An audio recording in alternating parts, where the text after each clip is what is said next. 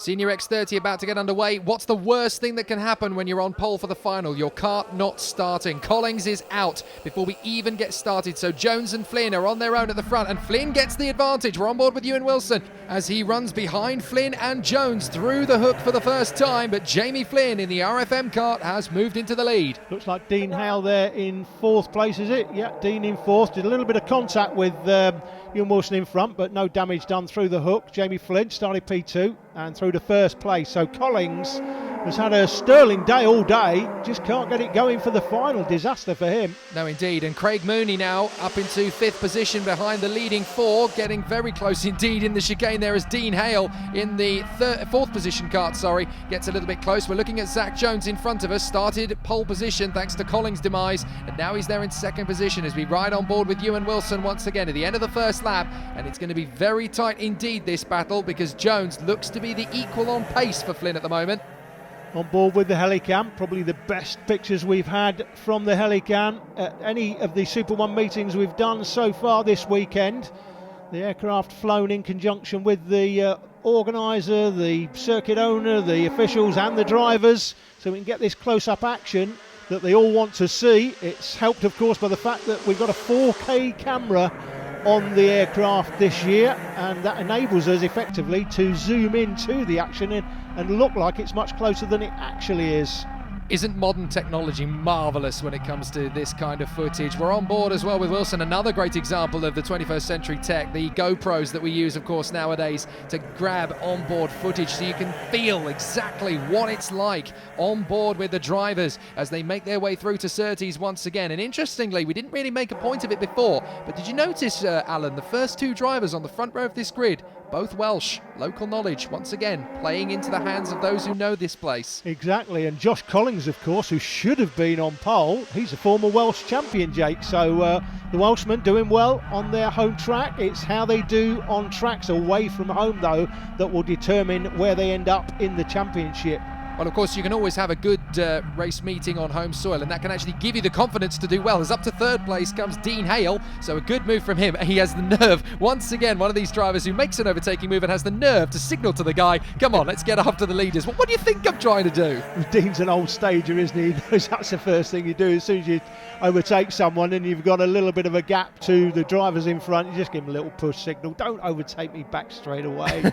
Just let me spend a little time in third place and give me a chance to get away from you, basically. Yeah, allow me to enjoy the view as Mooney has a look on the inside of Wilson. Is he going to get there? Yes, indeed. Great move there from Craig Mooney. Started P3, so he's on the comeback trail on the CRG kart. He is now into fourth position once again, and this is a disappointing run in the end then for Wilson. Oh, it really is, because he's lost another place now to Lewis Malin. So Malin's got through now up to fifth position. What is happening to Wilson? He's tumbling backwards down the field here. Yeah, it looks like he's got some sort of issue, that's for sure, as the karts sweep past up towards Surtees. One more time, that is Surtees. This is McWhirters, the right-hander, and Jamie Flynn, who I mentioned in my ones to watch earlier on.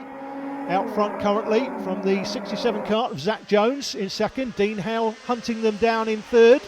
First weekend, of course, this for the X30 class in 2015, and they put on a great show so far in both the seniors and the juniors. On the subject of the juniors, actually, Alan, there was some debate as to whether one of the drivers could have got a 5-place penalty for illegally making a place. Why is it a 5-place penalty? Well, Phil Cox, the clerk of the course, explained this to me last year. He said the reason we would give a 5-place penalty is because on the last lap, if you think you can nudge the leader out the way and make up that place and get the lead and win the race, and your only penalty is going to be a 1-place penalty, why would you not have a go? You'd automatically have a go. So that's why the 5-place penalty automatic is in place as Dean Hale comes up the inside. As he held on to it though, Jake? Only Justin Jones has got into third position to hold off Mooney. It looked as if Mooney was going to get through into third place, but Jones just managing to shut the door in time. Great battle now for second position between these three, and there is some absolutely fantastic work. Well, this is Wilson on board. He's in trouble. Yeah.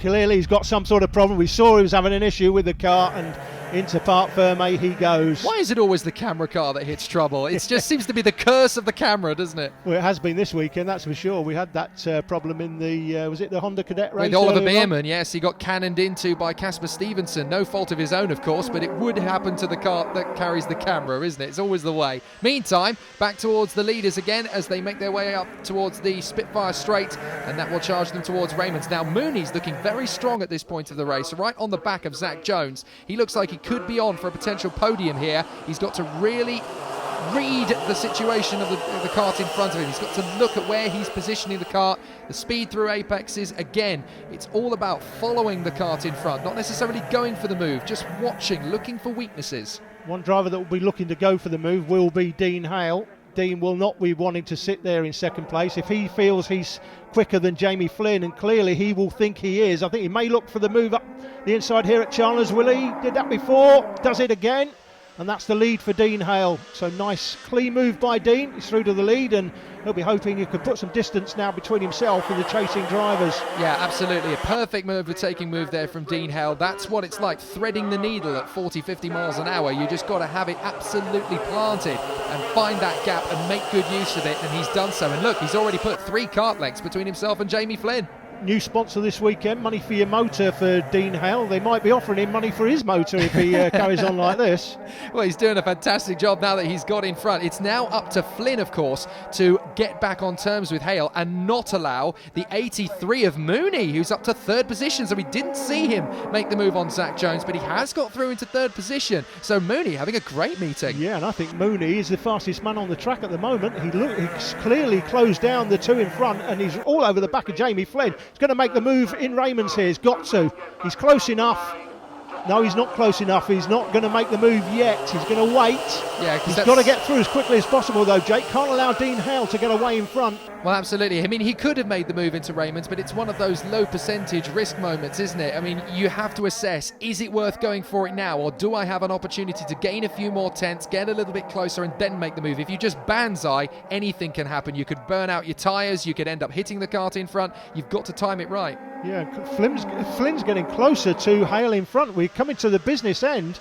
This is the penultimate lap. They'll get the last lap ball when they go over the line this next time round. Flynn getting closer, but is Mooney close enough for the move here? He's clearly close enough. I think he's got to go for the move down the inside. Doesn't do it. He doesn't make the move. That is such a surprise. Surely you'd think that with a lap to go as they now cross the line, this is the moment you've really got to start making that overtaking move. Maybe Mooney's got a trick up his sleeve we're not sure of. You know what? I think that's just won Dean Hale the race, because Flynn now is just going to be trying to hold on to second. He knows he's not close enough to Hale. Mooney and Hale with the fastest lap between them, 43.85.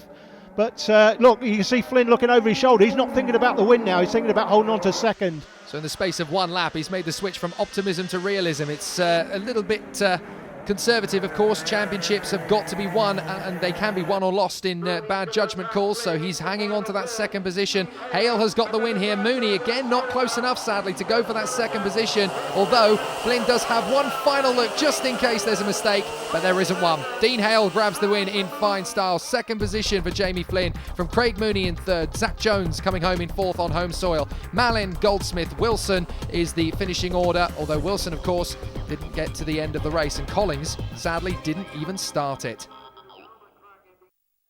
Dean, well, kind of a long question. It's been a really tough day for you. You start off, you get fired off by a teammate and retire in the first final.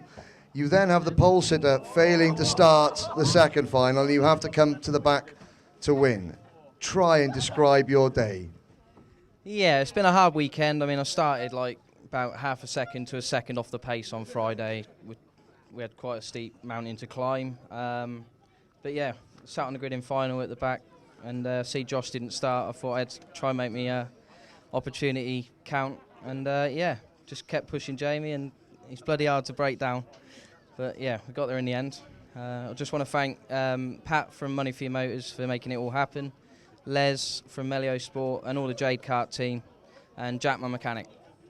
Well, after the break, it's TKM Extreme with the British Open champion against the British champion, but others in the field may have ideas of their own.